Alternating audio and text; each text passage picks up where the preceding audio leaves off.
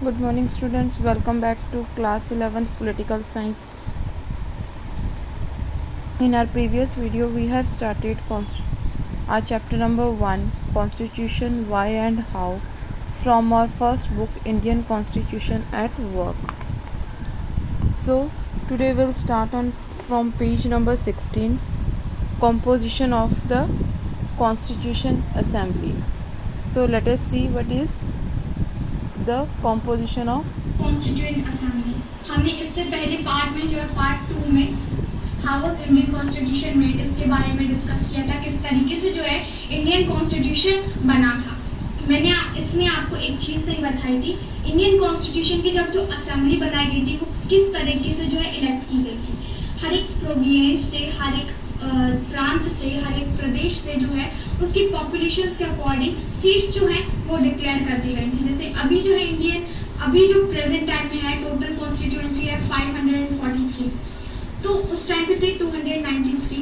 तो हर सभी को है उसकी पॉपुलेशन के अकॉर्डिंग सीट्स जो है अलॉट कर दी गई थी। जैसे कि अभी आप प्रेजेंट टाइम में मान लीजिए यूपी है, यूपी में ज़्यादा सीट्स है क्योंकि उसकी पॉपुलेशन भी ज़्यादा है। तो हर कंट्री मतलब हर स्टेट को उसके पॉपुलेशन के अकॉर्डिंग सीट्स जो है अलॉट की गई थी।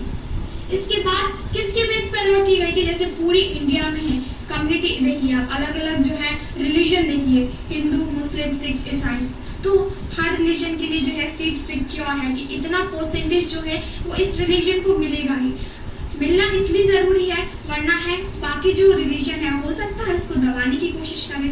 तो इसकी वजह से सीट्स ऑलरेडी है जो हमारी फिक्स्ड है, इतनी सीट्स रहेंगी और उसके लिए हर रिलीजन के लिए जो है कोटा ही फिक्स्ड है। इसी तरीके से जो है हमारी कॉन्स्टिट्यूशन असेंबली जो है इलेक्ट की गई थी। ये इलेक्ट की गई थी प्रोपोर्शनल रिप्रेजेंटेशन मेथड से with a single transferable vote. ये जो मेथड है अभी आप हमारे 3rd चैप्टर में पढ़ेंगे।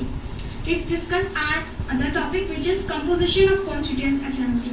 किस तरीके से जो कॉन्स्टिट्यूशन असेंबली है उसका कंपोजिशन हुआ था, मतलब किस तरीके से वो बनी थी। 3 जून 1947 जो है उस टाइम पे पाकिस्तान जो है इंडिया से अलग होने की बात चल रही थी। तो बाकी जो मेंबर्स है पहले, क्योंकि इंडिया और पाकिस्तान दोनों एक ही थे, इंडिया और पाकिस्तान होने की वजह से जितने भी जो हमारे यहाँ के प्रोविंसेस हैं अभी जो हैं और जो पाकिस्तान के वो सारे एक थे। मेंबर्स यानी कॉन्स्टिट्यूएंट असेंबली के पाकिस्तान से भी लिए गए होंगे। तो उस टाइम पे है 3 जून 1947 को जो है उनको अलग किया गया। फिर जो मेंबर्स बचे केवल इंडिया के जो होते वो थे 299। तो फाइनली जो 24 जनवरी जो है 1950 को जब सिग्नेचर होने थे, क्योंकि हमारा कॉन्स्टिट्यूशन प्रिपेयर हो चुका था, सिग्नेचर होने थे, फाइनली जो लोगों ने साइन किया था वो थे 284। Remember this because this is very important point.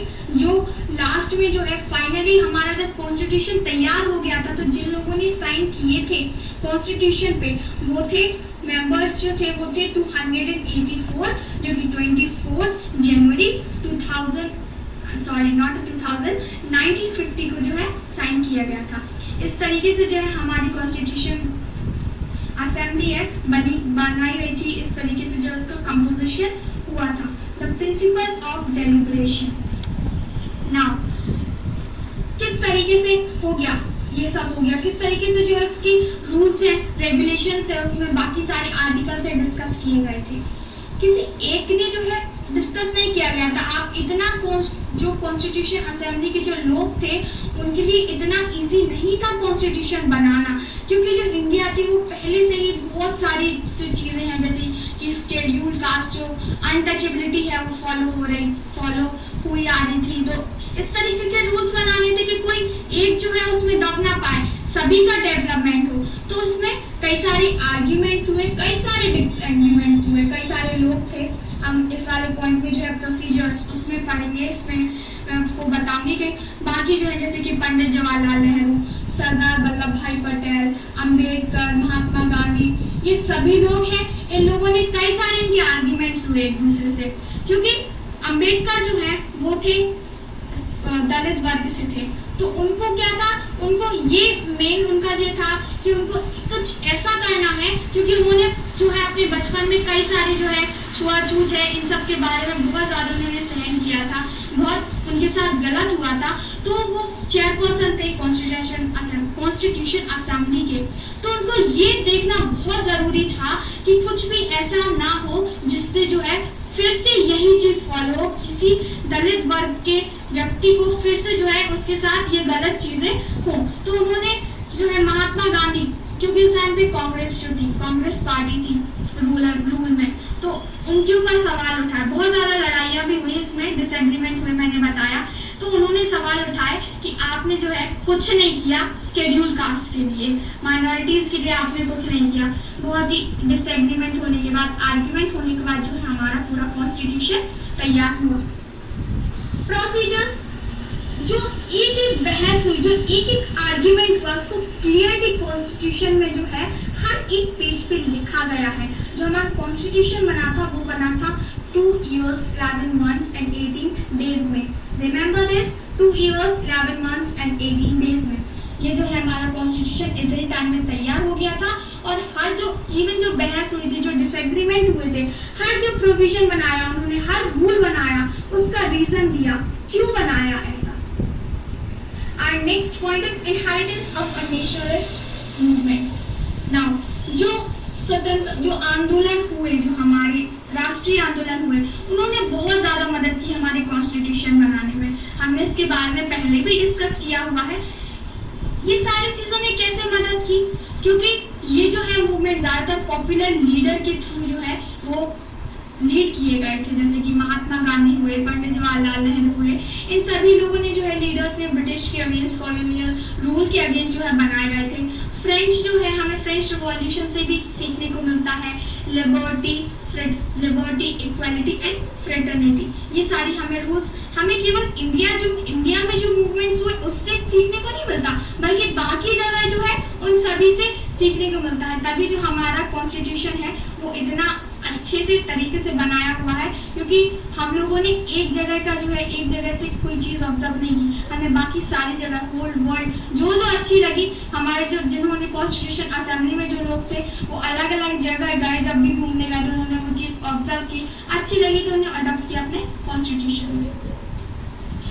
Institutional arrangements, जो हमारा कॉन्स्टिट्यूशन है उसको माना जाता है कि वो बाकी कंट्रीज से कॉपी किया हुआ है। नो, इसका एक क्लैरिफिकेशन भी दिया हुआ है। कई लोग कहते हैं कि कॉन्स्टिट्यूशन जो है भारत का, वो उसने दूसरे देशों की जो है नकल की है, नहीं, कॉपी नहीं किया हुआ है।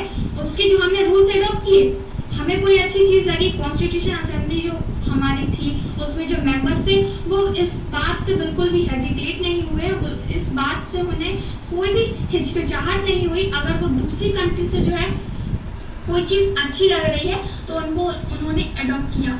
और ऐसा नहीं है कि वो अच्छी लगी तो अडॉप्ट किया, वो हमारी कंट्री जो है, हमारी इंडिया जो कंट्री है उसकी सिचुएशन के अकॉर्डिंग फिट होना चाहिए। तो वो जो रूल्स हैं, रेगुलेशंस हैं, जो भी आपके प्रोविजंस बनाए गए वो फिट हुए तभी एक्सेप्ट किए गए। तो हम इसको कॉपी नहीं बोल सकते हैं, इसको बोल सकते हैं कि हमारे इंडिया के कंडीशन के अकॉर्डिंग ये बेस्ट थी, इसलिए बनाया गया। इंस्टीट्यूशन अरेंजमेंट्स मतलब हमारा जो पूरा स्ट्रक्चर है गवर्नमेंट का वो किसी एक पे डिपेंड नहीं है। लेजिस्लेटिव, एग्जीक्यूटिव एंड जुडिशियरी, किसी एक अगर अपने आप को अगर भूल जाती है, वो सही काम नहीं कर रही है, तो दूसरा जो है इसको कर सकता है। नाउ हाउ टू रिमेम्बर, आपने जो हमारे चैप्टर है लास्ट में दिया गया है कि क्या क्या प्रोविजंस हैं जो दूसरी कंट्री से लिए गए।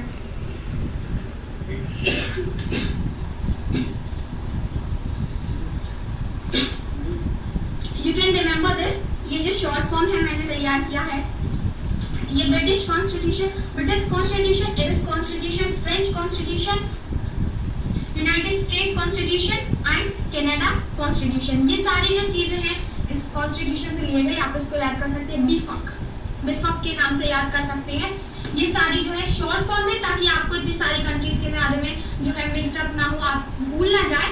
तो ये सारी इन 5 बेस से है, और भी कई सारी चीजें ली गई हैं, लेकिन अभी हमारे पास इतना ही है, बुक में अभी फिलहाल इतना ही दिया हुआ है। तो ये जो 5 कंट्रीज है इनसे जो है रूल्स रेगुलेशंस जो है, इनकी प्रोविजंस है वो लिए गए हैं। Here we finished our chapter. Thank you. Have a nice day.